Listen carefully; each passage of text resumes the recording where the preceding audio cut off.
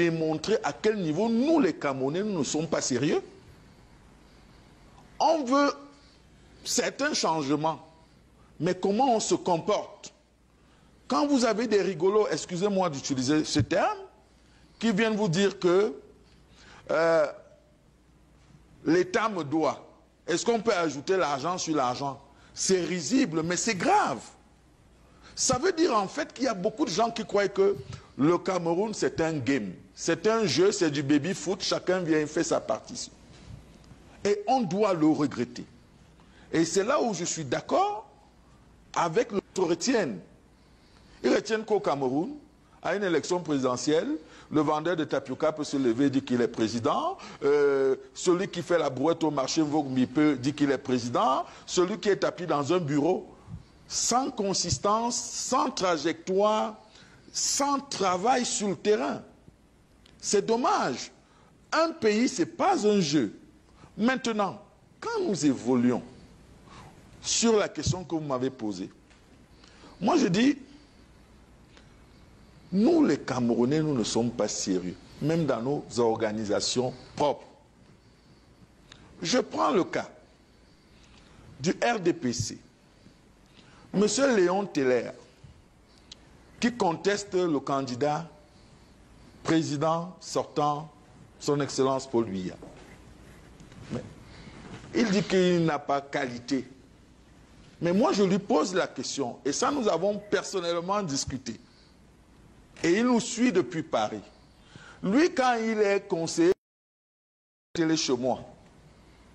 Il est conseiller de quel parti? Sous quel mandat? Parce que c'est bien, tout le monde sait écrire, tout le monde veut être populaire. Mais est-ce qu'on a regardé la construction de notre peuple, comment elle se fait? Vous prenez un autre cas.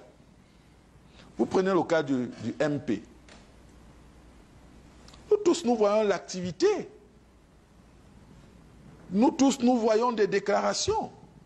Et nous sommes convaincus que quand Elekam te fait passer, c'est que tu es en conformité avec le MINAT. Parce que le MINAT ne peut pas se tirer une balle dans le pied. Maintenant, vous êtes dans une organisation, vous n'êtes pas d'accord avec votre confrère, ou votre compatriote, ou votre membre. Ça pose un problème. Ça veut dire en fait que tout le monde pense que c'est son tour. Ça pose le problème du tour. De moi aussi j'ai droit. Non. Le leadership, c'est quelque chose qui s'incarne. Ça, il faudrait que les Camerounais le comprennent. Et il revient à chacun qui en a les capacités de se mettre en avant. Et s'il est en conformité avec la loi, qu'il soit distingué. C'est la même chose quand vous prenez le cas du PCRN.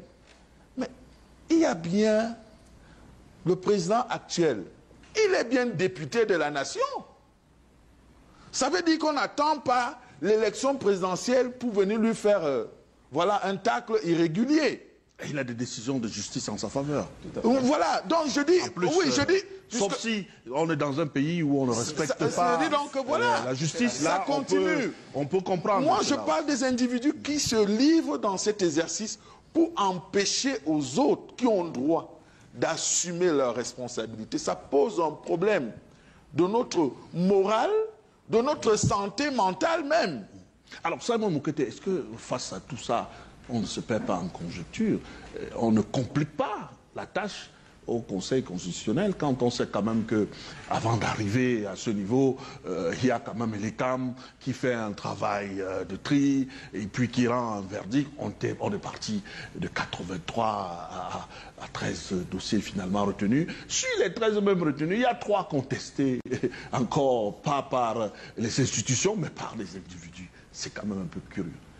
Oui, je pense que dans tous les cas, l'Écam ne peut pas rejeter les candidatures avant la date qu'elle a prévue pour le faire. Ça, il faut le dire. Elle pouvait peut-être aller au-delà de cela, mais elle reçoit les candidatures, et puis après, elle fait un contrôle, et puis après, au niveau de la date, elle donne. Mais c'est vrai que ça aurait été plus facile si elle pouvait le rejeter tout de suite. Mais je pense que pour l'instant, elle ne peut pas le faire. on ne l'a pas donné cette possibilité de le faire. Donc je pense qu'il faut, il faut en être là. Mais je pense que là où c'est un peu, là où je trouve un peu difficile, et c'est ça qui est bizarre à comprendre, c'est que vous avez pour la plupart de certains qui ont eu des décisions en justice en leur faveur et que leur candidature soit rejetée par des personnes qui ont protesté, ça pose un réel problème. Parce que quand vous regardez le cas du Manidem, celui qui a protesté, il y a eu la décision de justice en sa défaveur. Donc c'est quand même un peu bizarre qu'il revienne et qu'on arrive à considérer ce que lui pose sur la table. Et on a suivi aussi ce qui s'est passé avec où le site du MENAT a été piraté de façon officielle, ça a été dit, et qu'on tient compte de ce que les pirates ont posé sur le site de MENAT pour éliminer le candidat après. Ça pose des vrais problèmes de justice. Parce que là, si vous allez sur le site, vous regardez toujours que ce que les pirates ont fait est toujours là. Alors que, officiellement, on a dit que le site avait été piraté. Et on a suivi des voices qui disent exactement on manipule les voices. Et que quelque part, et c'est pareil pour ceux qui protestent, qui contestent la candidature de Issa Chiroma et du MP. Quand on veut contester, il y a les voies pour contester. Vous n'arrivez pas devant les Camous, devant le Conseil constitutionnel. Il y a la justice pour cela. Donc, moi, je vois tous ceux qui ont, tous ceux qui ont posé, tous ceux qui sont allés au niveau du Conseil constitutionnel pour protester des décisions. À ce niveau-là, ils ont comme Taylor, comme au niveau du MP, ça ne pourra pas prospérer. Parce qu'il fallait d'abord, ils savent exactement là où il faut aller. Si vous n'êtes pas d'accord. En fait, si on tient compte du droit, vous dites. Voilà, il faut tenir compte, on tient compte du droit. Ce n'est que le droit qui prend ces décisions-là. Maintenant, si ça prend d'autres connotations, et ce qu'il faut comprendre aussi, c'est que c'est pour ça que certaines protestations ne vont pas tenir parce que ça aurait dû être fait avant. Et on ne comprend même pas pourquoi est-ce que certaines contestations ont pu être validées parce que ces personnes-là ont le droit contre eux. Donc je pense qu'à partir de cette lecture-là, c'est quand même simple. Et c'est pour ça que, par exemple, le rejet de la candidature du candidat du Brahman par Monsieur Bouba, je voulais juste une petite précision. Juste une petite précision parce que c'est le tour de Monsieur parole. Simon, beaucoup de gens ne tiennent pas compte de la loi électorale. L'article 132 dit ceci: le parti investit le candidat. Le parti, pas les partis, pas les candidats.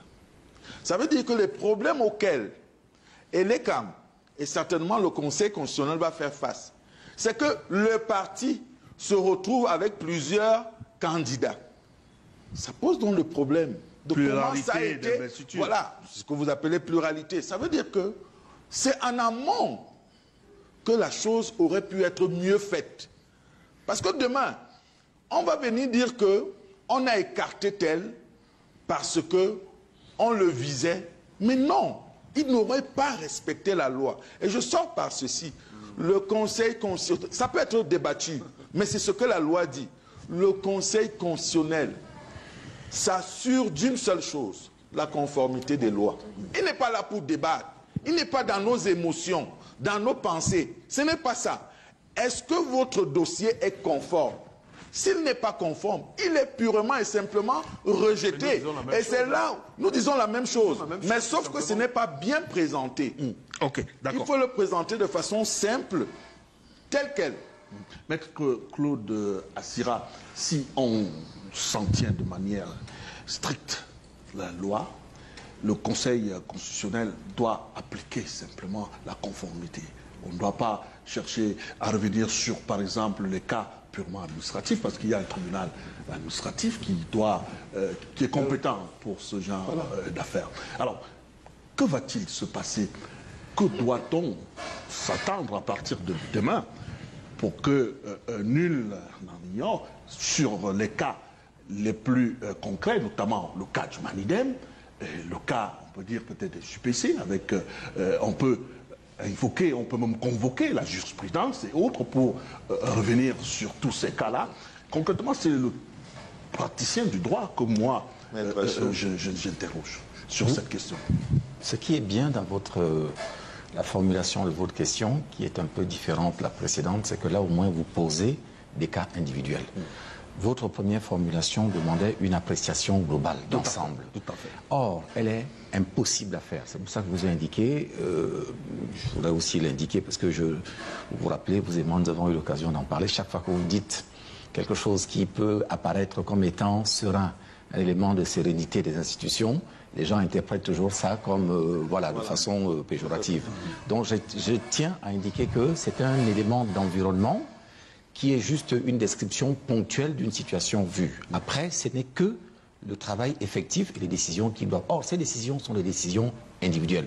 On ne peut pas faire une catégorisation, on ne peut pas une globalisation de la situation. Il faudrait donc prendre dossier par dossier pour pouvoir avoir une analyse particulière. Mais avant de venir à votre... Peut-être qu'en le faisant d'ailleurs, je vais répondre à votre préoccupation. Je voudrais indiquer que beaucoup de mes co-panélistes ici disent qu'il aurait fallu que Elekam puisse faire un tri en amont. J'ai envie de dire surtout pas. Vraiment surtout pas.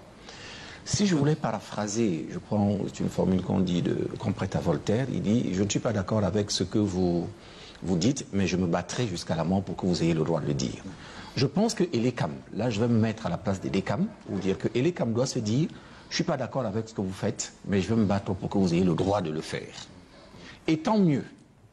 C'est quand moi j'entends parler de prestance. Imaginez voir qu'on retourne les choses et qu'on dise que Elekam doit sélectionner à partir de la prestance d'un candidat. Quel est le critère d'appréciation de la prestance? Là, vous donnez les éléments pour l'arbitraire absolu.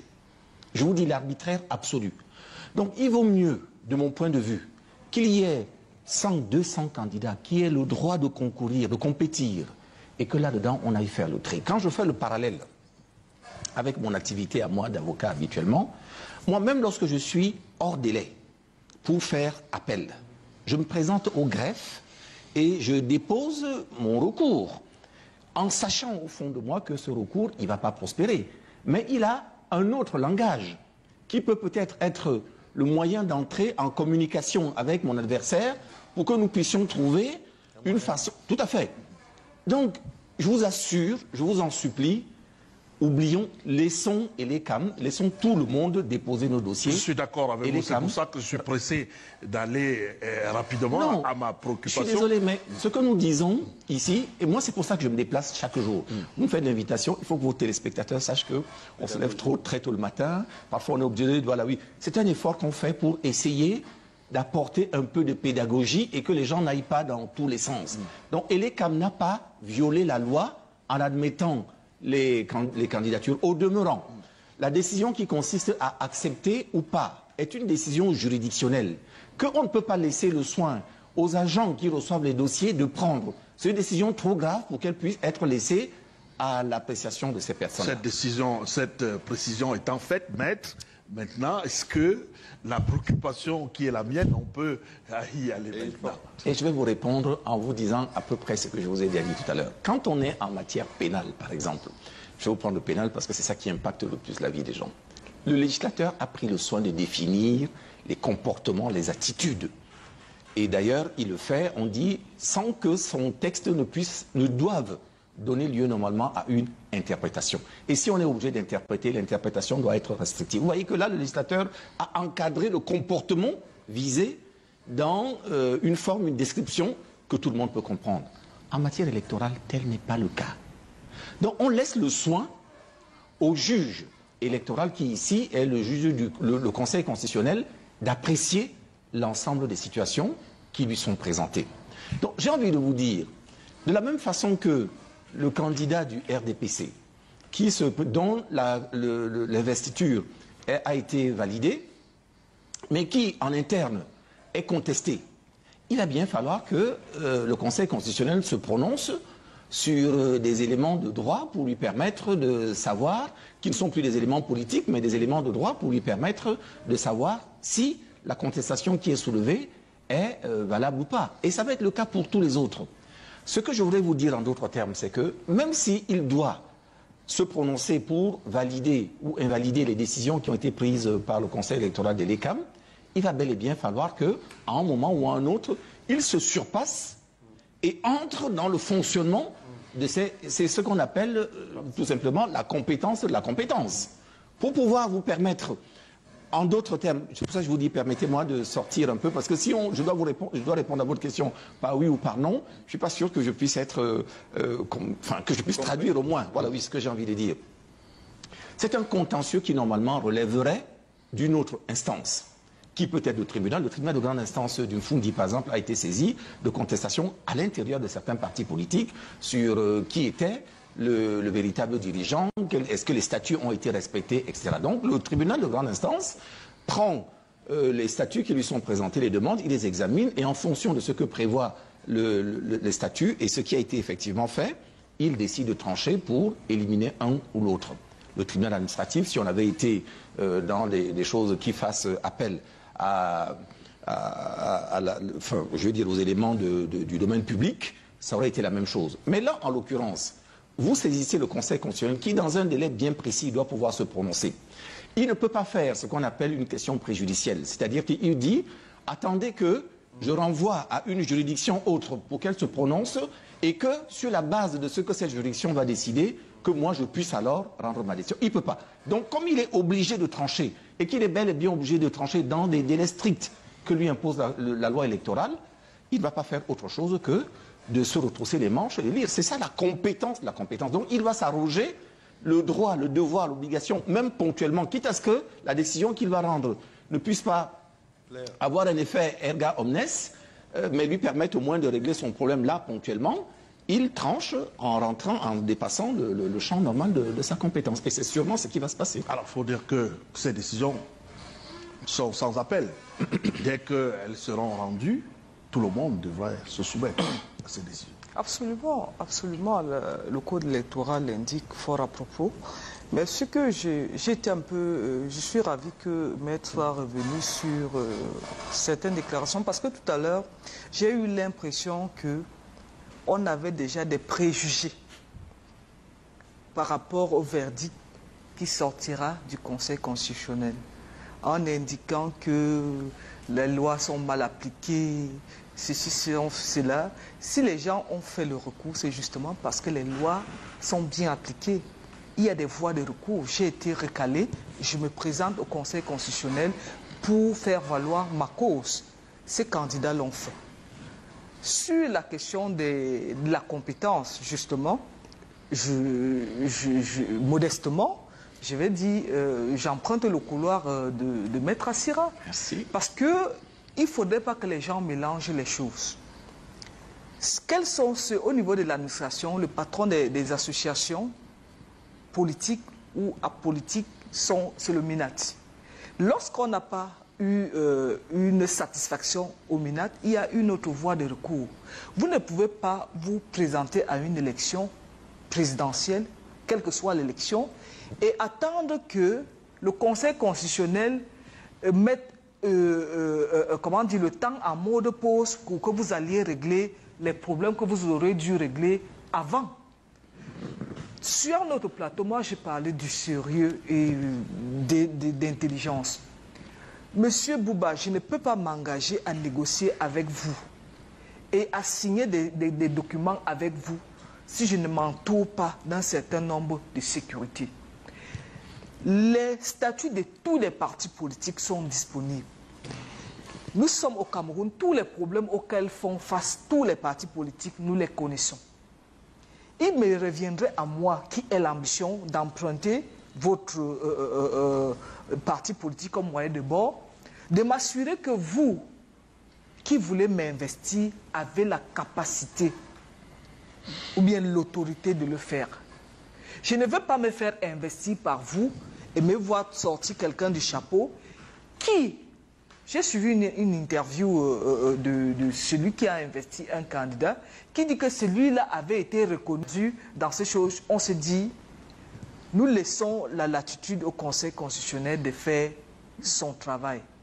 Et si jamais certaines personnes ne sont pas satisfaites, cela servira de leçon aux autres qui aimeraient tenter l'aventure plus tard, à s'entourer d'un peu de sécurité lorsqu'ils veulent s'engager pour X ou Y chose. Deuxième élément, j'ai entendu que on est conseiller municipal, on est député. Oui. Par exemple, celui qui est recalé, dont la candidature est contestée par le PC, celui qui, on appelle ça, c'est le fondateur du PCRN. Il faut bien savoir que le fondateur... Non, un des fondateurs. Fondateur ne veut pas dire forcément dire président, parce qu'il faudrait que l'on s'entende. Je veux dire, sur le plan textuel, quand vos documents sont reçus, c'est le titre de président qui apparaît. Qui apparaît, voilà. Donc celui-là dont la candidature est contestée par celui qui déclare être également le président, s'il faut partir du postulat qu'il est député et forcément remplirait toutes les conditions, ce serait faire fausse route parce qu'en 2018, il avait été investi par un parti politique qui n'est pas le PCRN. Il a été investi dans les règles de l'art, c'est passé. Aujourd'hui, il revient maintenant au Conseil constitutionnel de plancher sur ce qu'il a comme argument, ce que ceux-là vont apporter aussi comme argument pour faire valoir le droit. Maintenant, le reste dit que le RDPC au soir de sa vie et qu'on ne doit pas avoir peur. Les magistrats ont ceci de particulier, ils sont froids. Ils sont d'une froideur que si vous allez pleurer toutes les larmes de votre corps, ce qu'ils vont donner comme décision, ils vont la donner parce que c'est leur rôle. Alors, M. Imeisadou, est-ce que quand vous regardez les différentes requêtes introduites au niveau du Conseil constitutionnel, nous sommes en politique. Est-ce que vous n'avez pas le sentiment qu'il pouvait y avoir des instrumentalisations, des manipulations visant à faire des requêtes contre un X au détriment? Est-ce qu'en politique, on ne peut pas penser que c'est possible qu'on soit un peu dans une espèce de marigot où les crocodiles essayent de se bouffer? On est effectivement en pleine manipulation. On est vraiment dans une mare à crocodile. On est quand même à l'heure des élections présidentielles de 2025. Mais avant de vous répondre, je voudrais quand même revenir un peu sur Maître Sira. Je ne suis pas très d'accord avec sa compréhension du fait d'accepter tous les dossiers. Je pense que quand on lance un concours, on dit que tous les dossiers incomplets seront immédiatement rejetés. Donc on n'accepte pas, vous allez faire le concours et on réfléchit après. Quand même, je veux dire que Elecam devrait, dans la salle, il devrait quand même avoir un monsieur des impôts qui est là pour vérifier dans le dossier si vous avez l'attestation de conformité fiscale. Il devait avoir pour le bulletin numéro 3 quelqu'un du tribunal, ainsi de suite. Donc ça part du bout de la table. Je vais vous répondre pour dire que à l'état actuel, c'est la loi. C'est la loi. Oui. La loi ne prévoit pas. Et elle doit évoluer. Non, elle doit évoluer. On a dit qu'elle devrait évoluer. Mais c'est la loi. On va pas s'éterniser sur cette question-là pour dire que on doit améliorer. Il faut aller dans l'amélioration. Mais à l'état actuel, la loi ne prévoit pas que les camps fassent ce travail. Je suis d'accord avec vous parce qu'on a vu des jeunes qui ont moins de 35 ans, hein, alors que c'est clair que pour être candidat, il faut avoir minimum 35 ans. Bon, quand vous voyez un jeune homme de 30 ans qui vient, vous voyez quelqu'un qui n'a même pas une caution de 30 millions, il dit l'État lui doit. Monsieur Bouba, 30 secondes, s'il vous plaît. 30 secondes. Oui, madame. En fait, c'est l'impression que nous avons de la banalisation de l'institution présidence de la République ou bien président de la République vient de nos discours.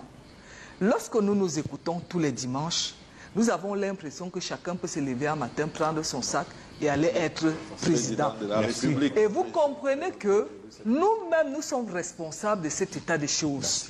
Je suis d'accord que on puisse faire évoluer la loi. Mais en l'état, on l'applique d'abord.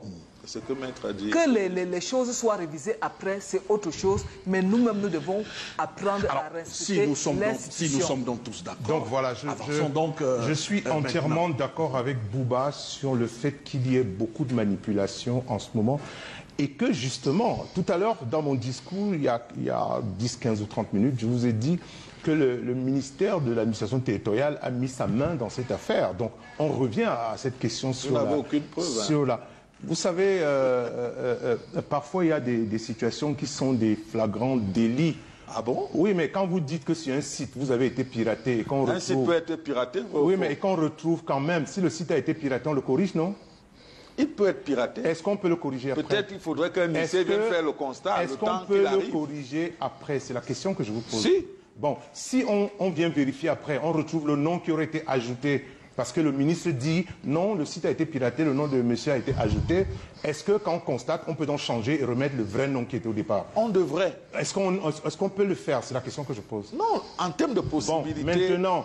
ça ne se discute pas. On dit il y a beaucoup de manipulations pour les élections d'octobre 2025, parce que justement, comme je vous ai dit tout à l'heure, on voit des candidats qui sortent des chapeaux de paille, comme par magie. On n'est pas dans un cirque ici. Une fois de plus, on revient à une formule que j'aime bien utiliser. Le Cameroun est une grande scène de théâtre, sur laquelle se joue de temps en temps une pièce de théâtre à gauche, une autre à droite. Et nous sommes dans une mare de crocodile où tout le monde pense qu'il peut arriver comme ça et faire son petit malin. Les enjeux sont tellement grands.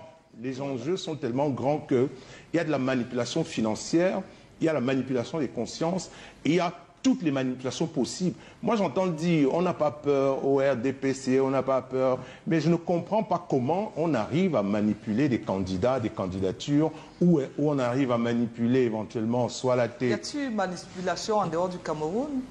Par exemple, d'où vous venez?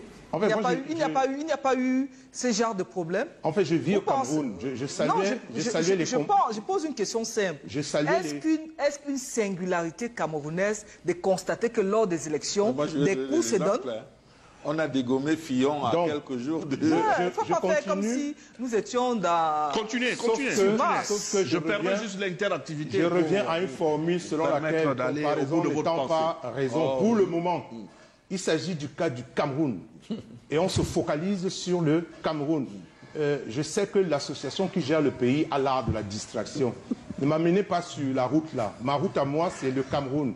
J'ai un problème au Cameroun. Aujourd'hui, je voudrais trouver des solutions aux problèmes des Camerounais. Aujourd'hui, Fillon en France ou n'importe qui au Canada, en Chine, pour le moment et à l'instant X, ça ne m'interpelle pas. Nous avons des problèmes. Une question a été posée. Est-ce que nous sommes en pleine mare de crocodile? Moi, je réponds à M. Bouba. Oui, en ce moment, il y a beaucoup de manipulations. Il y a des gens qui se plaignent, qui ont des dossiers, je vous ai dit, béton, mais ils ont été rejetés au niveau des LECAM. Ils se retrouvent en ce moment au Conseil constitutionnel.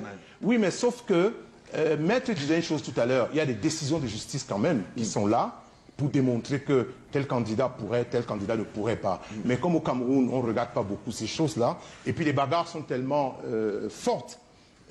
On parlait de félin politique tout à l'heure, j'emprunte cette expression. Nous sommes vraiment dans la jungle en ce moment, et tous les tigres, les lions et les panthères, les léopards sortent, et chacun veut se retrouver au devant de la scène. Au cas où vous aimeriez vous faire la politique, sachez que la politique, c'est pas... les politiciens ne sont pas des enfants de cœur. C'est pas des enfants de cœur. On ne va pas voir les bébés, le bébé avec du savon. C'est pas le voir bébé. C'est pas le voir bébé. D'accord, mais si vous voulez vous engager en politique, cher monsieur, préparez-vous. Tous les coups sont permis. Ah, c'est proprement camerounais, c'est proprement camerounais. Tous les coups sont permis. Il n'y a pas de moralité en politique, c'est ça? Même partout. Donc, la politique, c'est l'immoralité totale. Quand vous évacuez le cas Fillon, quand vous évacuez le cas Agor aux États-Unis, mon cher ami, vous êtes seulement dans la mauvaise foi. Merci. Monsieur Bouba, non, je termine parce qu'on m'a arraché la parole.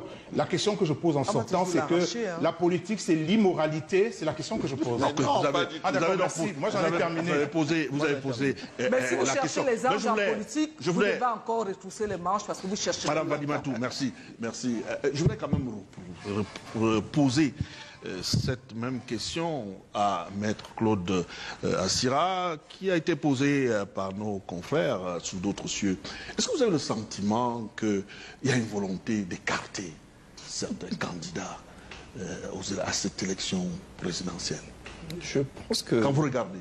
Oui, je pense qu'il y en a au moins un en tout cas, sur lequel une confluence d'éléments, d'indices concordants donne à penser qu'on a envie manifestement de l'écarter. Et c'est qui ce candidat-là? Lequel pas, franchement. Non, il faut donner là, ça permet que vous dites qu'il y a ce soit manifestement animé. Donc ça veut dire que vous pouvez avoir 2 candidats. C'est le candidat qui a été présenté par le Manidem. Candidat Maurice Kamto. Maurice Kamto, voilà. Je pense que Maurice Kamto, en raison de sa personnalité, je ne suis pas en train de dire qu'il est tout bien fait lui-même. Parce que c'est pas ce que vous dites. Il a un parcours. On n'est pas dans ce... Le parcours, même simplement, qui a conduit à, je veux dire, aux contestations que nous subissons aujourd'hui, il emporte une grande responsabilité. Il faut dire les choses comme elles sont. Il aurait eu... il se serait présenté aux élections municipales de 2020. Voilà, il n'aurait pas ce genre de problème aujourd'hui. Je voudrais encore là ouvrir une autre parenthèse pour dire que même le fait de ne pas se présenter est aussi quelque chose qu'il faut apprécier. C'est un langage politique. Le silence est un langage. Ce que je ne comprends pas seulement, c'est la question de la cohérence. Parce que quand lui-même décide de ne pas aller, il tire les conséquences publiquement en disant « Je sais que en n'allant pas aux élections, je ne vais pas... je me suis en fait, en quelque sorte, privé de la possibilité de me présenter plus tard à l'élection